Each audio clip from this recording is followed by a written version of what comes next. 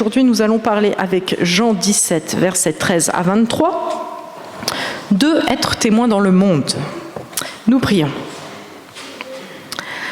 Seigneur notre Dieu, merci de nous redire ta grâce ce matin, de nous redire quelle chance nous avons d'avoir pu te connaître et de pouvoir t'aimer. Et parce que nous t'aimons, nous aimons aussi ta parole et nous avons besoin de toi pour pouvoir la recevoir. Alors envoie sur nous ton esprit pour que nous puissions être renouvelés par ta parole, pour que nous puissions t'aimer toujours plus. Nous te le demandons au nom de Jésus. Amen. Alors je vais vous lire Jean 17, versets 13 à 23. C'est Jésus qui parle.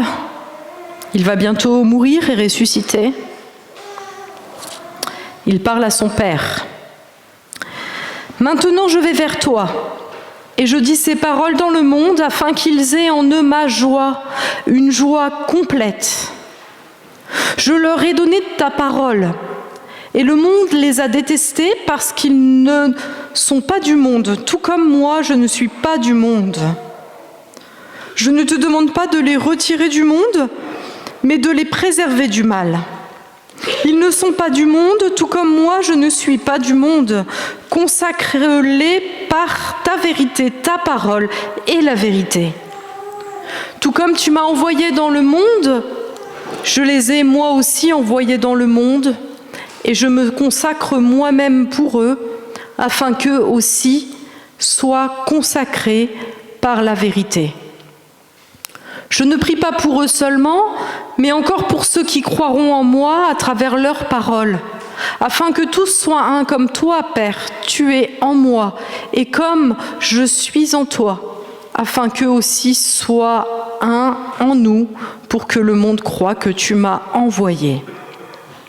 Je leur ai donné la gloire que tu m'as donnée, afin qu'ils soient un comme nous sommes un, moi en eux et toi en moi, afin qu'ils soient parfaitement un, et qu'ainsi le monde reconnaisse que tu m'as envoyé et que tu les as aimés comme tu m'as aimé. Dimanche dernier, j'étais pas là, parce que dimanche dernier, j'étais à un stage. Nous avons de la chance, les pasteurs ont une petite proposition de stage chaque année, on a un beau catalogue et si on a envie d'approfondir l'un ou l'autre point, on peut s'inscrire à l'un de ces stages. Et ce stage était sur la pensée d'un philosophe qui s'appelle Hartmut Rosa, qui est allemand, et qui a réfléchi à l'accélération du temps. Alors que dit-il ? Des choses qui, quand on y réfléchit bien, sont assez vraies. Il dit que le temps s'accélère, en tout cas que le temps s'accélère parce que nous voulons faire de plus en plus de choses en moins en moins de temps. Il lie ça à la société de consommation, au capitalisme, au fait qu'on veut toujours produire plus et consommer plus, et donc on veut faire plus, toujours plus et toujours plus vite, avec comme conséquence qu'on en vient même à essayer de faire plusieurs choses à la fois.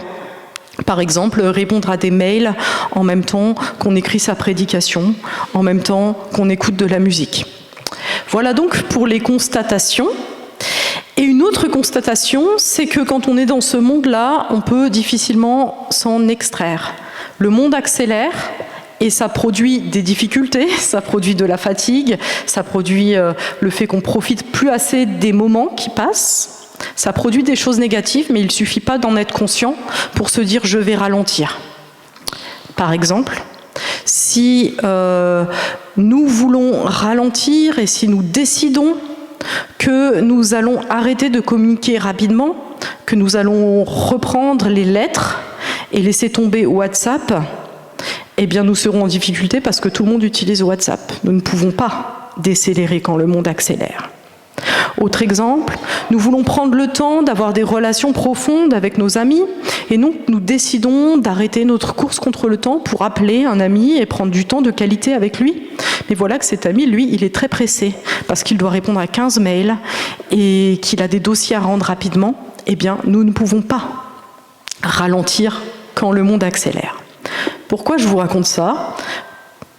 pas seulement pour vous partager ce que j'ai vécu pendant une semaine, mais aussi par rapport à ce texte, parce que la question que pose ce philosophe par rapport au temps, eh bien c'est la question que nous devons nous poser par rapport au monde qui nous entoure. Est-ce qu'on va suivre le monde qui nous entoure ou est-ce qu'on va être différent? Vous voyez, on peut vouloir être plus lent, mais si le monde est rapide, on est entraîné dans le monde avec lui, on est entraîné dans cette accélération. Et c'est une question qui se pose sur tous les plans quand nous sommes chrétiens, parce que nous sommes dans le monde. Alors, comment va-t-on vivre? Et l'histoire chrétienne a montré que les gens ont hésité entre plusieurs positions. On peut se dire, et il y en a qui disent, il faut qu'on fasse comme tout le monde, il faut qu'on adopte les habitudes du monde, c'est ceux qui vous diront, les temps ont changé, maintenant on doit vivre comme tout le monde. Et puis, il y a ceux qui vont vouloir se retirer complètement du monde. Par exemple, aux États-Unis, il y a les Amish, qui sont des chrétiens, qui vivent encore avec des chevaux et qui refusent l'électricité et toutes les technologies.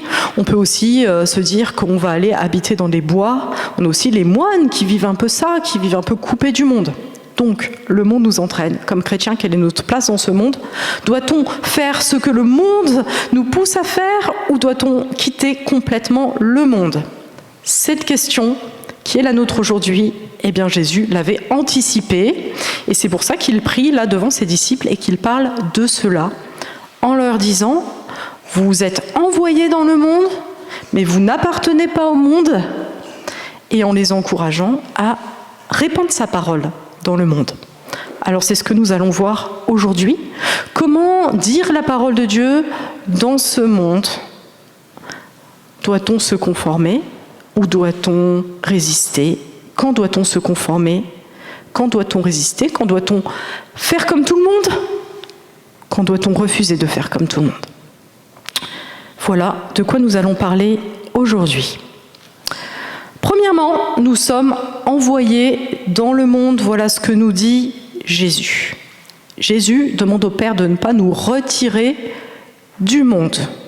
Nous ne devons pas nous retirer du monde. Il dit que nous sommes envoyés dans le monde, il dit que nous sommes consacrés, que nous sommes appelés à être consacrés dans le monde, c'est-à-dire consacrés à une mission. Et cette mission, c'est de dire la parole pour que le monde croie. Cette mission, c'est aussi celle de Jésus, qui lui aussi est envoyé dans le monde, notre texte nous le dit, et qui s'est consacré. Cette mission de Jésus dans le monde, quelle était-elle? Puisqu'on a la même mission que Jésus, plus ou moins. Enfin, on doit inscrire notre mission dans la mission de Jésus, c'est pas la même quand même, hein. Mais la mission de Jésus, c'est de mourir et de ressusciter pour le pardon de nos péchés, ou on peut l'exprimer aussi d'apporter la parole de Dieu. Jésus est la parole de Dieu. Il est cette parole qui a créé toutes choses bonnes dans le monde. Cette parole que le monde a rejetée en péchant.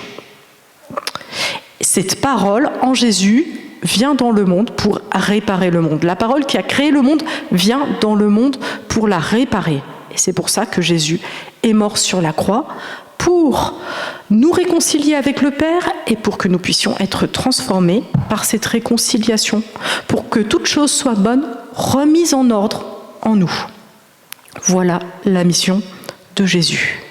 Et cette mission a été compliquée, source de souffrance, notre texte le dit, le monde a haï Jésus. Le monde pécheur n'aime pas la parole de Dieu, le monde pécheur s'oppose à Dieu, et donc Jésus, dans ce monde, a dû souffrir.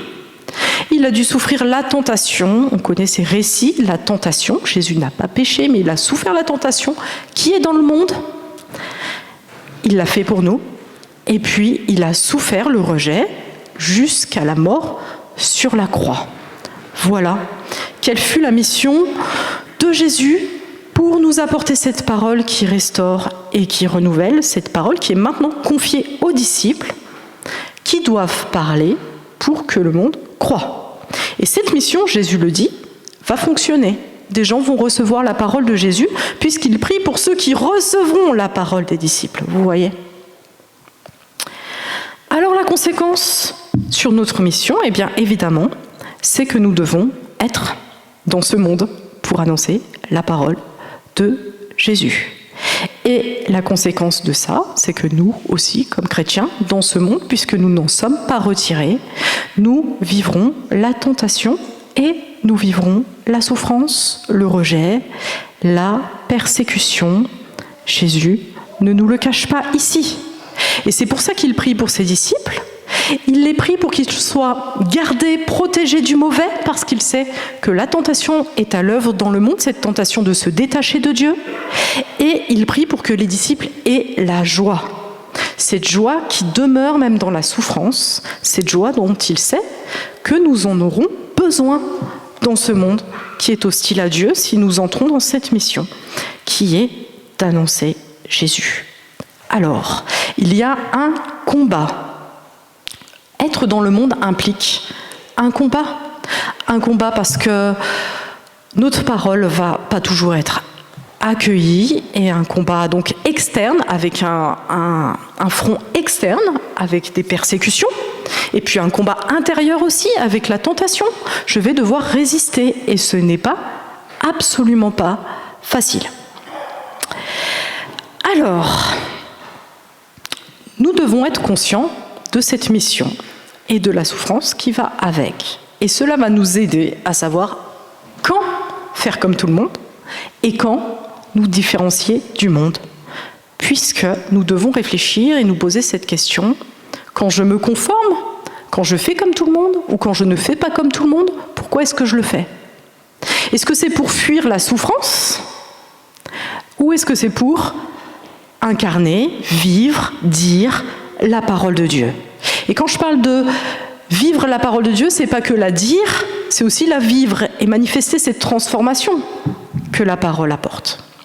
Je vous donne un exemple, l'exemple du temps, puisque c'est comme ça qu'on est parti. Par exemple, WhatsApp. WhatsApp, avec tous ces messages-là qui nous envahissent tout le temps. Qu'est-ce qui va faire que je vais garder, que je vais me retirer ou que je vais garder ce moyen de communication? Eh bien, je peux le quitter pour fuir la souffrance. Parce qu'en fait, ça me casse les pieds. Et comme ça, je serai tranquille, plus de notifications, plus rien. Et je peux aussi le garder par conscience de cette mission que Christ me donne. Que pour annoncer la parole, il faut que je sois en communication avec les autres. Et donc, si les autres utilisent ce moyen de communication, eh bien peut-être qu'il va falloir que j'accepte la souffrance qui va avec ce fait de recevoir tout le temps des notifications, simplement parce que c'est le moyen que Dieu me donne aussi pour pouvoir partager sa parole avec les autres. Autre chose avec le temps. Alors le monde me dit, il faut que je me dépêche. Mon patron, il m'a dit que je devais rendre un dossier énorme, que je ne pouvais pas vraiment être en retard, sinon je vais avoir des problèmes.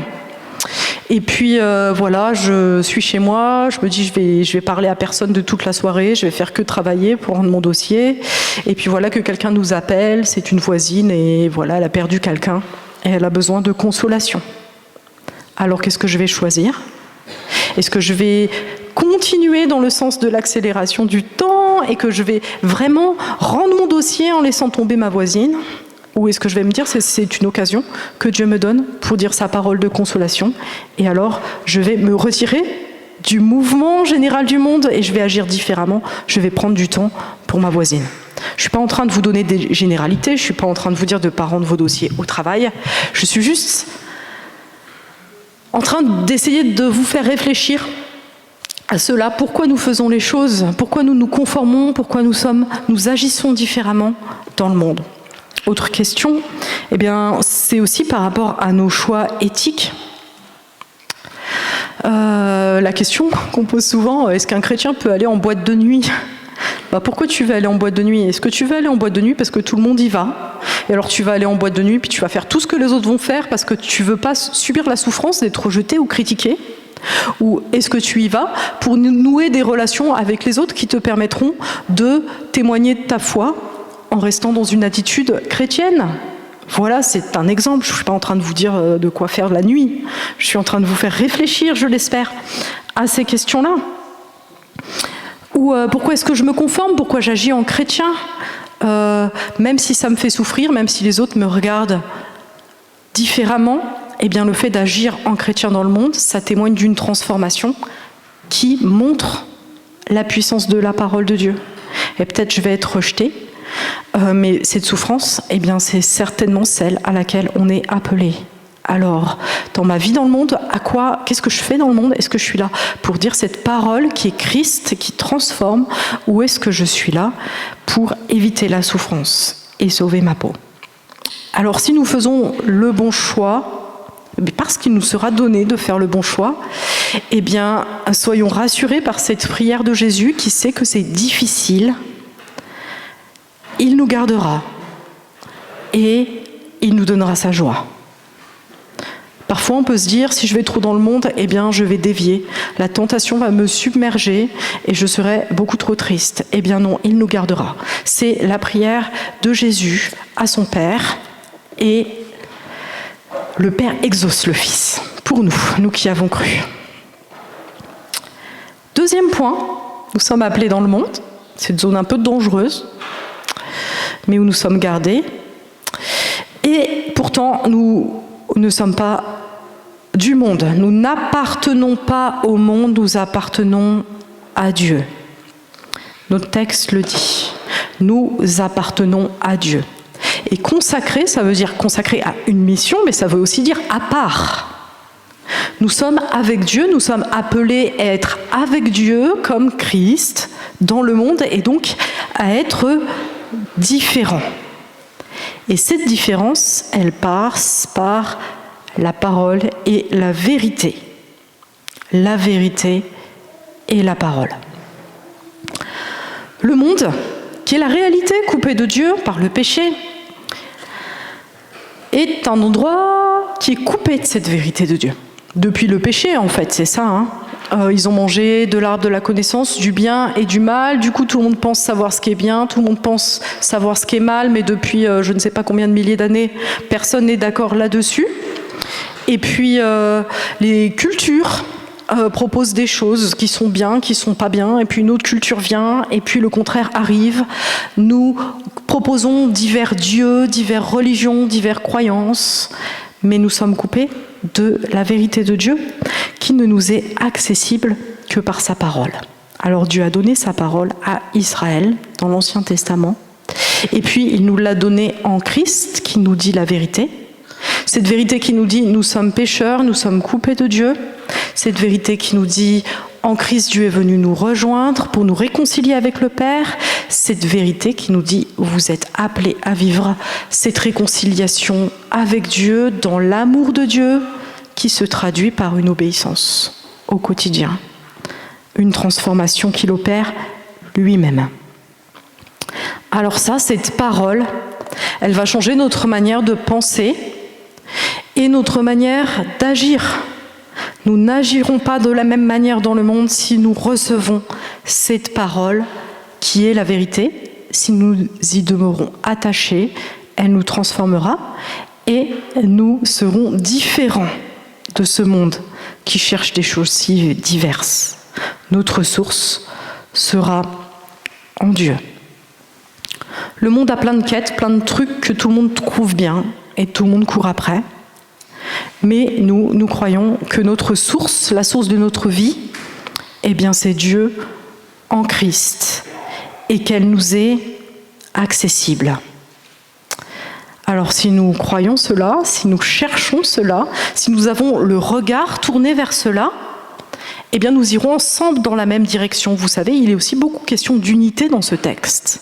Si nous cherchons cette vérité, nous ne serons pas parfaits dans ce monde, mais nous chercherons Dieu comme la source de notre vie. Et parce que nous serons tous tournés dans la même direction, le monde verra qu'il y a quelque chose. C'est comme, par exemple, je pense, dans une forêt, si on voit des animaux, des pattes d'animaux qui vont tous dans le même sens, on se dit, il y a quelque chose là. Peut-être il y a une source. Eh bien voilà ce que la vérité peut produire dans le monde. Et cela ne sera pas produit si nous vivons comme le monde, si nous cherchons les mêmes choses que le monde, si nous courons après les mêmes choses que tout le monde. Eh bien, nous ne pourrons pas témoigner de cette source. Alors revenons au problème du temps. Du temps et du fait que nous voulons faire toujours plus, avoir toujours plus en un minimum de temps. C'est ce que notre société désire et cherche maintenant, au XXIe siècle. Elle cherchait autre chose avant, et maintenant elle cherche cela. Et notre philosophe, qui n'est pas chrétien, nous dit qu'il pense que cela est lié au fait que nous ne croyons plus en une vie éternelle, et les gens essayent d'avoir une vie pleine, remplie, comme une vie éternelle dans ce court temps qu'ils passent sur la terre. Et parce qu'il faut profiter un maximum de ce court temps qu'on passe sur la terre, eh bien on va essayer de faire un maximum de choses, de le remplir au maximum, de produire au maximum, d'avoir au maximum, un peu comme si cela allait nous sauver, parce que nous n'avons pas de sauveur. Alors voilà ce que le monde vit. Et puis face à ce monde, il y a la parole de Dieu. Et cette parole, je trouve, du sabbat, qui est un des 10 commandements de l'Ancien Testament, qui nous dit quoi ? Qui nous dit, en fait, vous n'êtes pas sur la terre pour accumuler des choses, vous n'êtes pas sur la terre pour faire des expériences, vous n'êtes pas sur la terre pour vous agiter dans tous les sens, vous êtes sur la terre pour être en relation avec Dieu et en relation avec les autres, et votre vie est là. Et ce sabbat, Jésus l'accomplit en venant nous réconcilier et nous donner cette relation qui nous donne le repos, parce qu'elle nous relie au Père et elle nous relie aux autres comme nulle autre chose. Elle nous fait vivre cette relation.